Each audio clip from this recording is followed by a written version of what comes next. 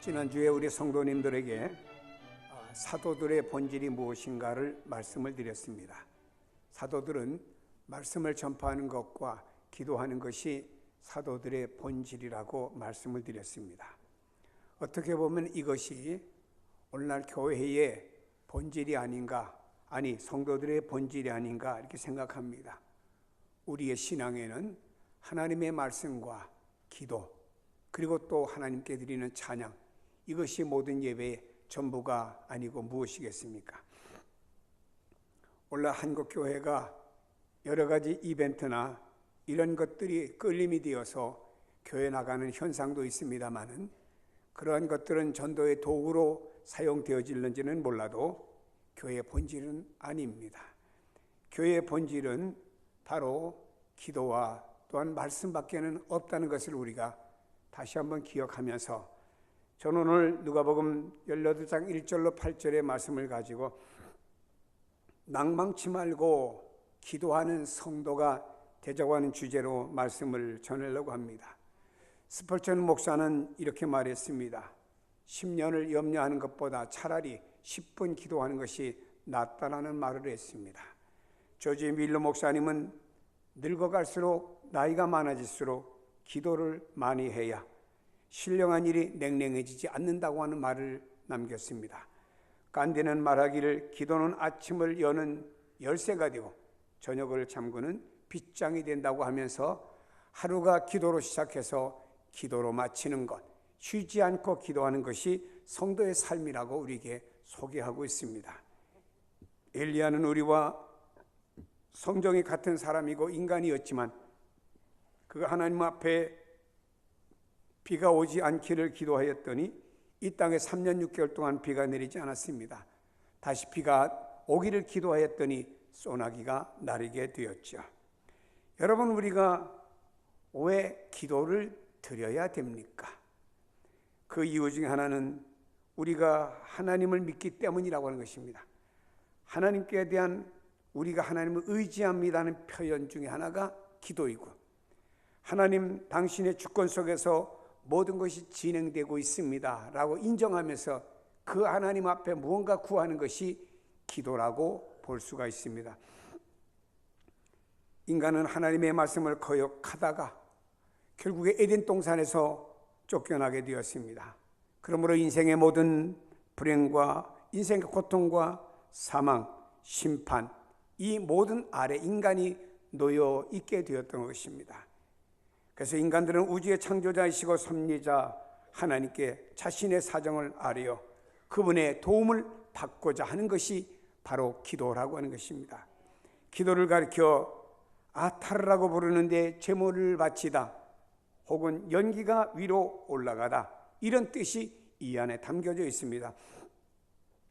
다시 말해 기도가 무엇이냐? 연기가 위로 올라가는 것처럼 우리가 드려지는 모든 내용들이 하나님께 올라간다고 하는 것을 말씀한 것입니다. 기도자의 청혼은 항상 하나님께 있고, 하나님은 구약의 이스라엘 백성 전체와 개개인의 기도를 들으시는데 저들의 탄식과 간구가 다 그 기도 속에 포함되어져 있음을 볼 수가 있습니다. 하나님을 밝게 알아 확신하는 자는 유사시마다 어떤 일을 살아가든지 간에 하나님께 기도하고, 하나님을 믿지 않는 모든 사람들은 우상에게 헛된 기도로 하여 거짓 평안을 가지고 위안을 받고 살다가 결국에 멸망하고 마는 것입니다. 살아계신 하나님을 나의 하나님으로 믿고 기도하는 자에게 필이 넘치는 동정과 사랑과 응답으로 임하여 주실 것을 저희들은 믿습니다. 육신을 입고 이 땅에 오신 예수님이 기도하셨어요. 예수님은 기도의 사람이었고, 예수님은 기도의 신비를 잘 아셨습니다. 기도의 법칙 하에서 일생을 살아가셨고, 예수님은 유사시마다 산과 들에 나가셔서 밤새 기도하시는 것을 그의 일과로 삼으셨습니다. 예수님의 생애의 첫 공생애를 광야 기도 학교에서 거쳐서 마귀가 3가지 시험을 가지고 다가왔을 때 기도하신 예수님은 마귀의 시험을 이기게 되었습니다. 하나님 나라 확장을 위해서 제자를 선택하기 전에 주님은 먼저 밤새 산에 올라가셔서 기도하시고 난 다음에 다음 날에 제자들을 선택하셨습니다. 예수님을 통해서 나타나신 수많은 기사와 이적과 병고침은 바로 기도의 산물임을 말씀하고 있습니다. 또한 십자가 위에 숭고한 복종이 있기 전에도 먼저 겟세마네 동산에 올라가셔서 피 같은 땀방울을 흘리기까지 주님은 기도하셨습니다. 이는 예수님의 인성, 인간의 몸을 입으셨기 때문에 기도 없이는 통과할 수 없는 세상이기에 기도로 시작해서 기도로 예수님은 생을 마감하시면서 하나님께서 이 땅에 보내신 사역을 완수하시고 감당하신 분이 바로 예수 그리스도이신 줄로 믿습니다. 이러하신 예수님은 오늘 우리 성도들에게 기도하라고 기도를 원하고 계십니다. 너희는 이렇게 기도하라고 하면서 주기도문까지 주님 가르쳐 주셨습니다. 성경에 주님 말씀하시기를 아들이 떡을 구하면 돌을 주며 생선을 구하면 뱀을 줄 자가 누가 있겠느냐. 이 말씀을 하시면서 사람이 악할지라도 자식에겐 좋은 것을 줄 줄 알거든 하물며 하나님께 구하는 자에게 더욱 좋은 것을 주지 않겠느냐고 말씀하셨습니다. 그리고 주님은 내 이름으로 예수님의 이름으로 무엇을 구하든지 내가 전능하신 주님이 시행하시겠다라고 약속해 주셨습니다. 그리고 성경에 구하라 찾으라 두드리라 표현하셨습니다. 그러면 천상의 보고의 문을 열어서 하늘의 온갖 좋은 것을 열어주시겠다고 하면서 우리에게 기도를 교훈하신 분이 바로 예수 그리스도이십니다. 그런데 성도들은 왜 기도에 인색하기만 하고 기도에 욕심을 내지 못할까? 여러분들이 교회가 부흥되기를 원한다고 하면은 여러분들의 힘써 기도하는 내용이 그 속에 들어있어야 됩니다. 가난과 병마와 역경에 처해 있으면은 먼저 하나님께 기도하여야 됩니다. 기도는 천국을 움직이는 요소입니다. 간절한 기도는 하나님의 목적까지 변경시키면서 응답하여 주시죠. 하나님은 40일 후에 니느웨 성을 멸망하시겠다고 선포하셨습니다. 이 선포를 들었던 니느웨 백성들은 동의하며 하나님 앞에 기도할 때 하나님은 그 재앙을 거두셨어요. 멸망하겠다는 재앙을 거두면서까지 저들의 기도를 응답하시고 저들을 긍휼히 여겨 주셨던 것입니다. 히스기야에게 하나님 말씀 전해졌습니다. 내 집을 정리하라. 내가 죽고 살지 못하리라 말씀했을 때 히스기야는 왕복도 벗어버리고 왕관도 내려놓고 그의 작은 골방에 들어가서 벽에 얼굴을 대고 통회하는 기도를 드리니까 하나님께서 그 기도를 받으시고 15년 생명을 더 연장시켜서 히스기야를 통해서 감당해야 될 하나님의 일들을 감당시켰던 것을 우리가 성경에서 봅니다. 간절한 기도는 놀라운 역사를 나타내 줍니다. 간절한 기도는 전쟁에서 승리하게 만들어주고 하나님의 진노와 심판을 쉬고 그치게 만들어주고 간절한 기도는 홍해바다를 열어서 길을 만들어 건너가게 하는 역사도 간절한 기도 속에 있음을 볼 수 있습니다. 오늘 본문에서 예수님은 항상 기도하고 낙심치 말아야 될 것을 비유로 예로 들어서 우리에게 말씀해 주셨습니다. 한 과부와 불쌍한 재판관에 대한 내용의 말씀입니다. 이 비유 앞에, 이 비유는 18장에 있습니다만 비유 앞에 17장에서 예수님은 예수님의 재림이 임박했다고 하는 말씀을 하시면서 앞으로 무서운 환난이 일어날 것과 또한 그와 함께 이 모든 것을 잘 통과하려고 하면 너희가 준비를 해야 된다.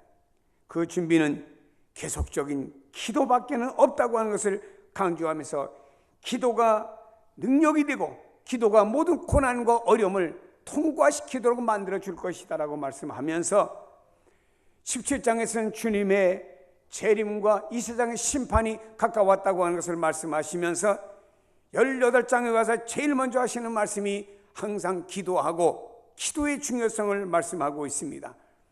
또한 1절로 8절까지는 여기에 재판관과 어려운 과부에 대해서 말씀하시면서 9절부터 쭉 말씀은 또 기도에 대한 말씀을 하시는데 바리새인과 세리의 기도를 주님께서 비유로 대조적으로 말씀하는 것을 볼 수가 있습니다.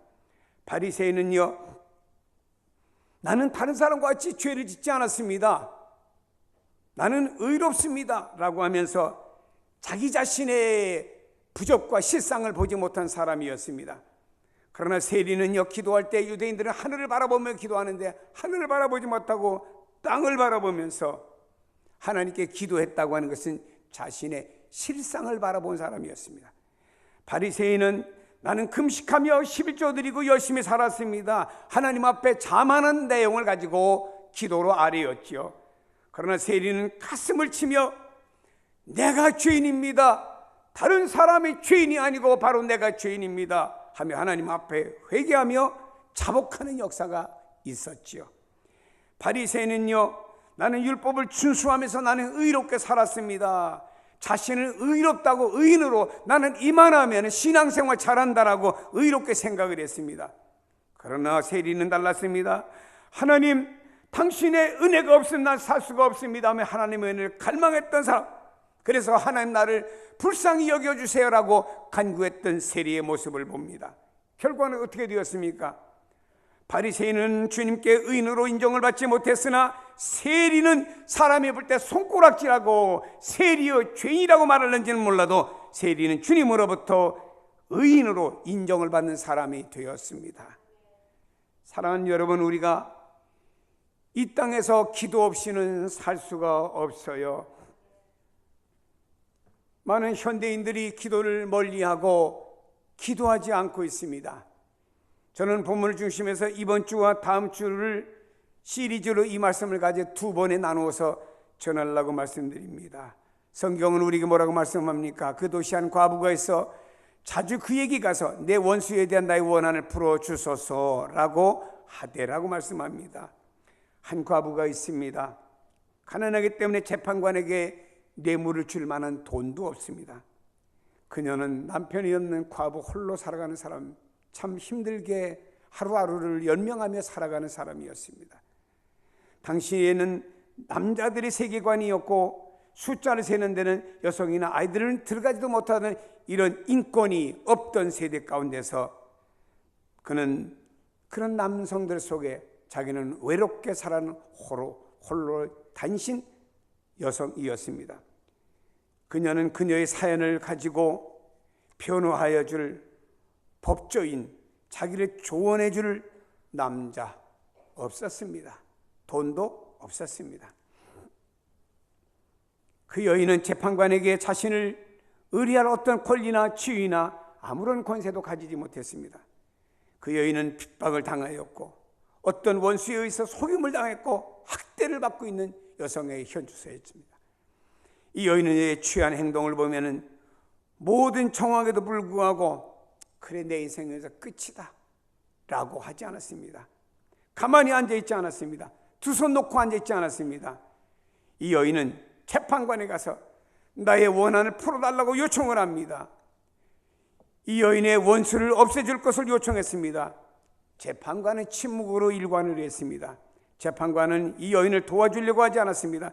그 마음은 냉혹하고 거칠었고 그는 불의한 재판관은 이 여인을 도와줌으로 말미암아서 내가 재판에 어떤 경력을 쌓는다든지 내가 어떤 이익이 되지 않는다는 사실을 알았습니다. 그리고 자기의 주머니에는 아무런 도움이 안 된다고 하는 것을 알았기에 이 과부를 돕는 일에는요 조금도 관심이 재판관은 없었습니다. 물론 이 내용은 예수님께서 비유로 말씀하신 겁니다. 그러나 여기서 우리에게 주어지는 교훈이 무엇인가요? 기도에는 인내가 필요하고 기도에는 오래 참고 기도해야 된다라고 하는 것입니다. 예레미야가 말씀합니다. 3장 24절에 내 심령에 이르기를 여호와는 나의 기업이시니, 여호와가 나의 기업이라는 말은 이 말입니다. 하나님만이 나의 소유한 모든 것이 최고의 가치고 소망입니다 라는 고백이에요. 오늘날의 현대인들은 하나님만이 나의 최고의 가치고 소망에 두지 않고 다른 것을 최고의 가치와 소망으로 두는 사람들이 너무나 많습니다. 이거는 아닙니다. 예레미야 선생님 말씀합니다. 여호와는 나의 기업입니다. 하나님만이 나의 최고의 가치고 하나님만이 나의 최고의 소망입니다. 그러므로 내가 그를 바라리라. 나는 하나님을 바라봅니다. 그리고 25절에가 말합니다. 기다리는 자에게나 구하는 영혼들에게 여호와는 선하시도다. 하나님만을 나의 최고의 가치고 소망을 두고 살면서 그 하나님 앞에 기도하는 영혼들에게 여호와는 선하게 다가오신다라고 말씀하고 있습니다. 야고보서 1장 4절에 보니 인내를 온전히 이루라. 이는 너희로 온전하고 구비하여 조금 더 부족함이 없게 하려 함이라고 말씀하시고 5절에 가서 말씀합니다. 너희 중에 누구든지 지혜가 부족하거든 모든 사람에게 후히 주시고 꾸짖지 아니하시는 하나님께 구하라. 그리하면 주시리라. 성경에 뭐라고 말씀합니까? 야고보서 1장 4절에는 인내에 대해서 말씀을 하시고 5절에 가서는 기도에 대해서 말씀하셨습니다. 무엇인가요? 인내하면서 기도하라고 우리에게 말씀하고 있습니다. 우리가 구약 성경을 보면은 이스라엘 땅에 비가 오지 않아서 엘리야가 저 갈멜산에 올라가서 무릎 사이에 얼굴을 묻고 하나님께 기도했습니다. 그리고 사원에게 말했습니다. 어디 비올 기미가 있는지 지중해를 바라보라고. 하늘 청명하기만 하고 구름 한 점 없습니다. 7번을 기도했지요. 그까지 기도했지요. 그리고 나서 사원에게 또 얘기했더니 사원이 저 지중해 보니까 손바닥만한 구름이 떴습니다. 됐다. 하나님의 기도의 응답이다 라고 확신하게 되었지요. 기도는 몇 번 해보다가 포기하는 포기형이 되어서는 안 돼요. 기도는요, 참고 인내하며 내 평생 동안 기도의 줄을 놓아서는 안 됩니다.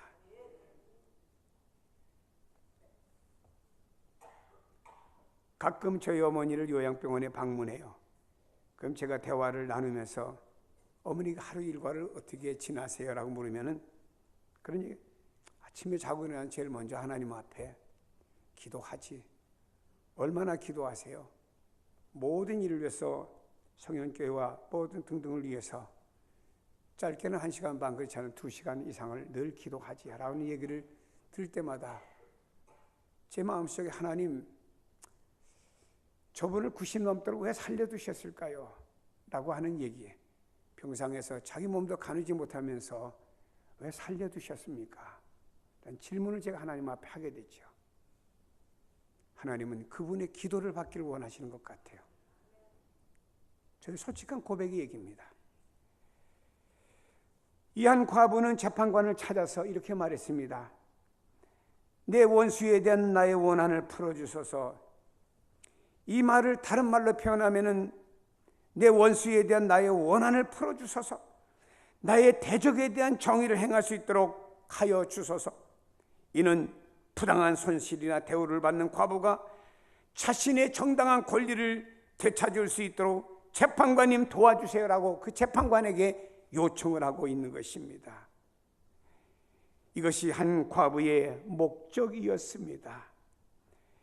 여러분, 이 과부는 목표를 세워놓고 끝까지 아침, 점심, 저녁 표현하면 이렇게 재판관을 찾아서 자기의 소원을 끈질기게 아뢰었다라고 하는 것입니다. 기도는 목표를 세워야 됩니다. 그리고 끈질기게, 아주 끈질기게 끝까지 기도해야 됩니다. 야곱이 환도뼈가 유골이 되어도 붙잡고 내게 복주지 않는 난 놓을 수가 없습니다. 얼마나 끈질긴 기도입니까? 이렇게 기도를 드려보셨는가요? 아니, 이렇게 기도하고 계시는가요? 여러분에게 묻고 싶습니다. 목표를 세워놓고 이렇게 기도해야 됩니다. 예수님께서 여리고라고 하는 지역에 가시게 되었습니다.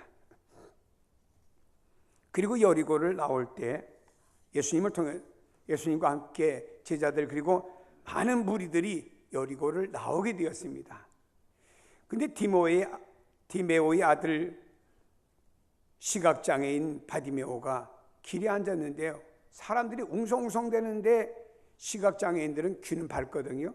들어보니까 예수라는 얘기가 들리는 거예요. 그 소리를 듣자마자 바디메오는 다윗의 자손 예수여 나를 불쌍히 여겨주세요. 많은 사람들이 말하기, 이 사람아 왜 떠들어 시끄럽게 구걸이나 하지 왜 떠드냐 하고 만류했습니다. 그러니까 이때 바디메오는 더 크게 소리를 질렀습니다. 다윗의 자손 예수여 나를 불쌍히 여기소서. 그때 예수님께서 내게 오라고 불렀습니다. 거지에 하나밖에 없는, 아니 유일한 전부의 재산인 겉옷을 던져버리고 주님께로 뛰어나갔습니다. 여러분, 시각장애인이 잘 보이겠습니까? 안 보이잖아요. 뛰며 넘어지며 주님이 부르시는 방향을 향해서는 뛰어가며 주님 앞으로 나갑니다. 주님이 그가 그 발 앞에 나와 왔을 때 내가 네게 무엇 해주기를 원하느냐 물었습니다. 시각장애인이었던 바디메오는 포기를 원하나이다. 가라, 네 믿음이 너를 구원하였다. 그 순간 눈이 떠진 줄로 믿습니다. 여기 있는 시각장애인 바디메오는 목표가 분명했습니다. 그 목표를 향해서 끝까지 주님을 부르며 나아갔다라고 하는 것이에요. 뜰 수 없는 시각장애인이 눈이 떠졌어요. 예수님 앞에서 떠졌다라고 하는 것입니다. 해밀턴이라는 사람이 이런 말을 했습니다. 무슨 큰 일을 하고 싶어하는 사람은 기도가 제일 큰 일인 줄 알고 기도부터 하여야만이 내가 계획하는 대사업이 성취가 될 수가 있다라고 말했습니다. 세상에도 그런 말이 있어요. 100번 찍어서 안 넘어가는 나무가 없다고 말했듯이 우리가 목표를 세웠습니다. 그리고 목표를 위해서 집중적으로 하나님 앞에 기도합니다. 가정을 위해서, 자녀를 위해서, 사업을 위해서, 어떤 선한 사역을 위해서 기도해 보세요. 언젠가 어떤 집사님이 아이를 데리고 왔어요. 목사님, 얘를 왜 기도해 좀 해주세요. 물었습니다. 뭘 기도해 줄까요? 공부를 못해요. 꼴찌에서 둘째 그러더라고요. 내가 그 아이한테 야, 너 왜 꼴찌에서 둘째 해가지고 엄마 마음 이렇게 힘들게 만드냐? 그때 그 아이가 하는 말이 목사님, 내 뒤 하나 남았어요 그러더라고요. 소크라테스의 글은 읽은 것 같습니다. 기도해 주었습니다. 그리고 엄마한테 얘기를 했어요. 내일부터 나와서 이 아이에게 지혜와 지식과 공부할 수 있는 집중력을 달라고 엄마가 새벽 기도를 해라. 근데 다음 날부터 그 젊은 엄마가 새벽 기도를 나왔더라고요. 그리고 세월이 많이 지났습니다. 나중에 언젠가 예배드리고 안내하는데 그 집사님이 나가는데 문득 그 오래전에 나눴던 얘기가 생각이 나더라고요. 그래서 이제 아이가 몇 학년 됐나 그랬더니 중학교 2학년이래. 지금 공부를 어느 정도 좀 하냐고 물었더니 엄마 대답이 앞에서 두 번째 왔다고 그랬답니다. 한 엄마의 간증이고 고백이지만 이게 우리가 기도를 통해서 누릴 수 있는 성도들의 응답이고 축복인 거예요. 구체적인 제목을 세우세요. 야베스라는 사람이 어떻게 기도했지? 하나님, 나 좀 부자 좀 되게 하시고 우리 좀 편안하게 해주세요 라고 기도했잖아요. 집중적으로 기도했잖아요. 하나님이 내 기도의 소원대로 이루어지기를 원하는 대로 응답이 임하게 된 거예요.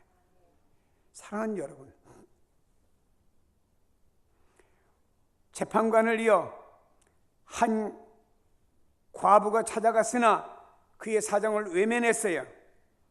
그러나 하나님께서는 택함받은 백성들이 성경에 밤낮 부르짖는 기도를 외면하지 아니하시고 들어주신다라고 이렇게 말씀하고 있습니다. 하물며 하나님께서 그 밤낮 부르짖는 택하신 자들의 원한을 풀어주지 아니하시겠느냐, 그들에게 오래 참으시겠느냐라고 말씀했잖아요.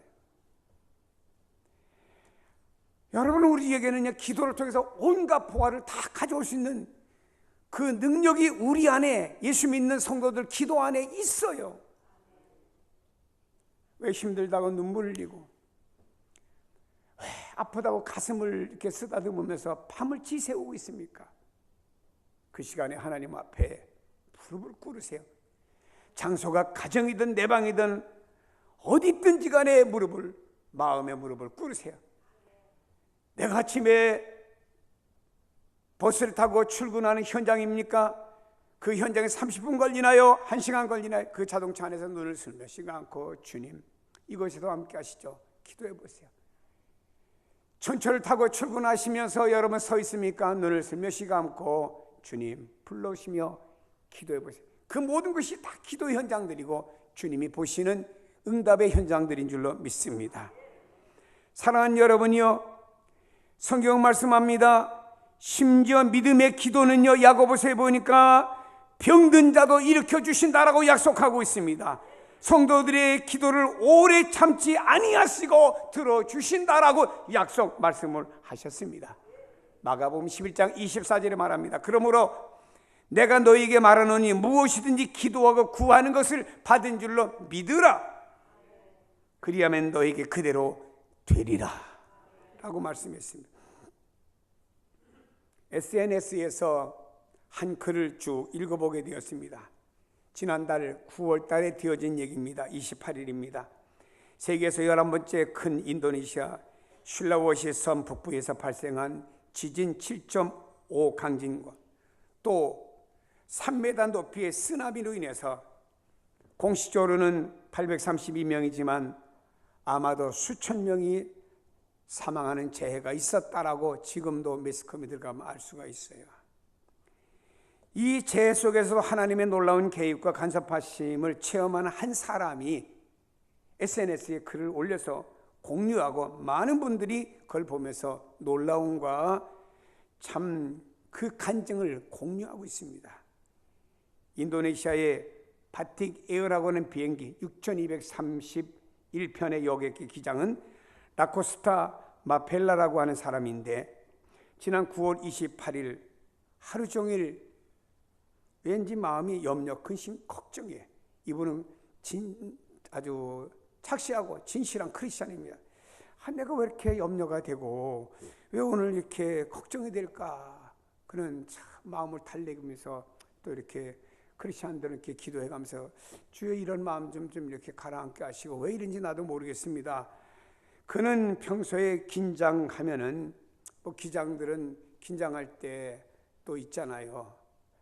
그때는 콧노래를 불렀답니다. 근데 그날은 긴장하고 걱정되니까 자기도 모르게 크게 찬송을 불렀대요. 바울과 실라가 감옥에서 찬송을 불렀습니다. 그는 말씀드렸듯이 크리스찬이며 기도하는 사람이고 또 찬양하는 사람이기에 그가 인도네시아 술라웨시 섬 팔루 공항에 착륙하려고 하는데 날씨는 맑은데 이 공항이 어떻게 이루어졌느냐? 두 개의 산을 끼고 측면에 있는데 이 산악지대에 있는 이 공항은요 착륙 시에 매우 조심하지 않으면 문제가 된답니다. 그래서 기장들 사이에서 이 공항을 가리켜서 죽음의 골짜기라고 부르릴 만큼 그렇게 아주 나쁜 공항이에요. 이 공항에 내리려고 하는데 막 성령이 감동하시는 거예요. 지금 날씨는 좋지만 바람이 너무 부르니까 지금 착륙하던 비행기가 문제가 생길 수 있으니까 다시 올라가서 공중을 한번 선회한 다음에 바람이 잦아들면 그 다음에 내려라. 아니 이 기장이 이렇게 마음대로 할 수가 있습니까? 없어요. 그러나 그는 그 마음에 너무나 성령이 강력하게 역사를 하더랍니다. 그게 다시 공중으로 비행기를 띄고 올라갔습니다. 공중을 이렇게 다시 선회하면서 바람이 잦았다라고 생각할 때 비행기를 성공적으로 지상에 착륙을 시켰어요. 지상에 내렸는데 영 마음이 깨우치 않습니다. 또 성령이 마음에 뜨겁게 감동하시는 거예요. 그래서 그는 그곳에서 다시 떠가지고서는 잠시 쉬었다가 우중 판단을 거쳐서 자카르타까지 가는 비행기인데 승무원들에게 말했습니다. 평소보다 휴식 시간을 짧게 가지고 20분간만 휴식하고 다시 비행기를 뜰 거다 이렇게 말했습니다. 여러분 예정된 출발 시간은 5시 55분이었답니다.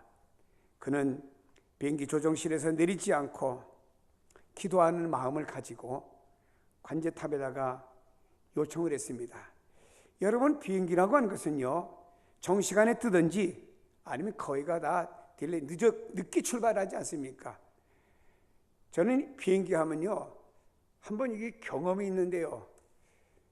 저는 좀 나쁜 습관이 있어요. 비행기를 탈 때는 먼저 안 타고요, 제일 꼬라비를 쳐요. 늦게 타다 보면요, 특별히 미국 같은 데 갈 때는 제일 늦게 타다 보면 뒷자리는 어디가 한 4자리가 난 데가 있어요.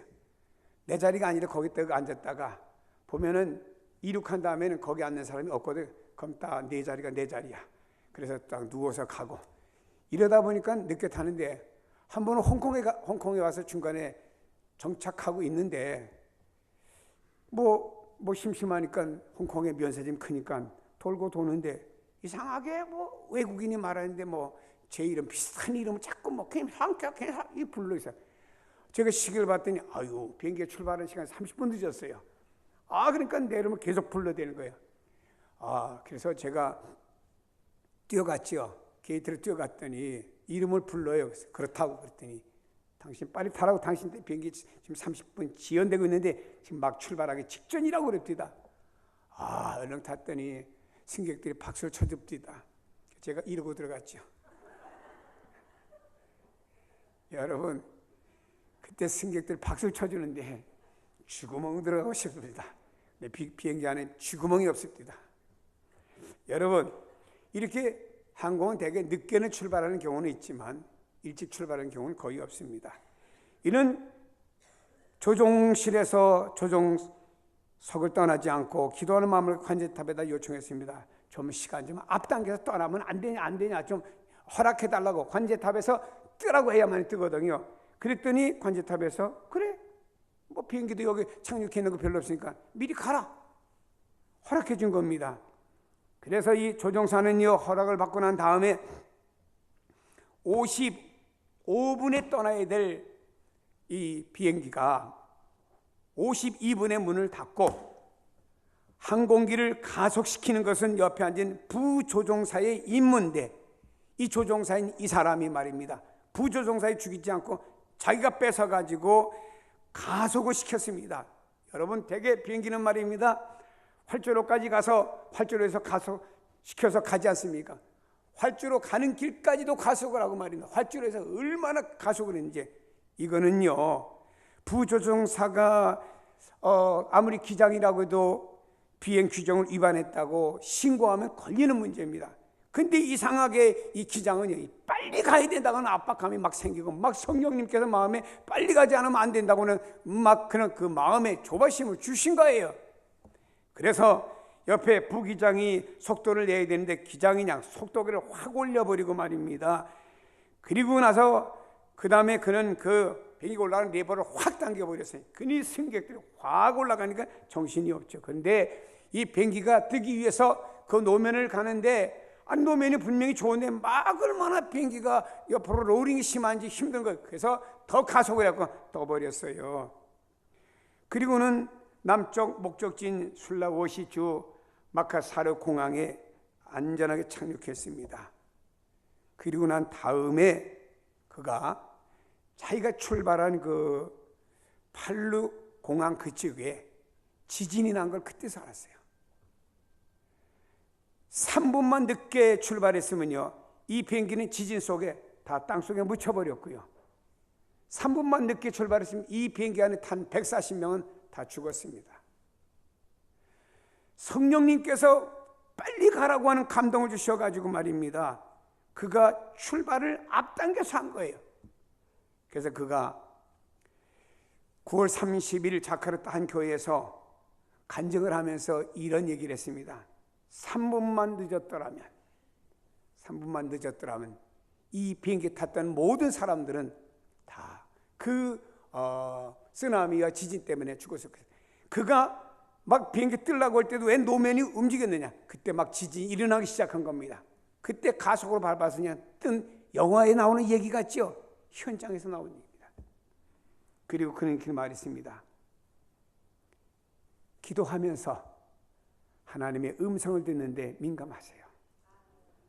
기도하면서 하나님의 음성을 듣는데 민감하세요 라고 하는 이야기를 했습니다. 낭망치 마시고 기도합시다. 우리는 인내하면서 참으면서 기도합시다. 하나님께서는 말입니다, 여러분의 목표를 세워가지고 기도할 때 그 기도 외면하지 않고 응답하시는 역사가 반드시 일어날 줄로 믿기를 주의 이름으로 축복합니다. 복음송 하나 부르겠습니다. 나의 일생 다가도록 기도하리라. 주께 맡긴 나의 생애, 주께 맡긴 나의 생애 영원 기도는 우리의 빛으로 인도하리.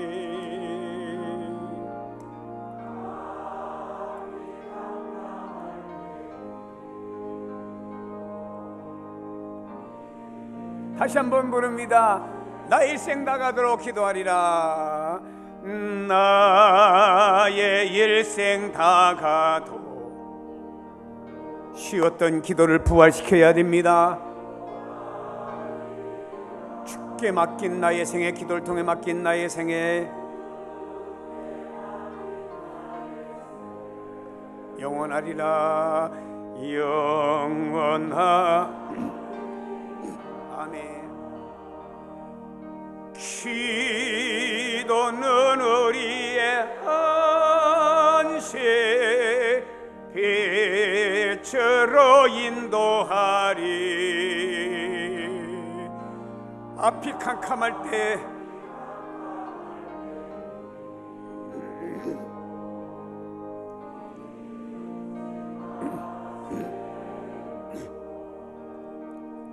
우리가 함께 통성으로 잠시 기도하겠습니다. 하나님 아버지, 우리 삶의 현장에 보니 힘들고 어렵고 낭망할 일도 많습니다.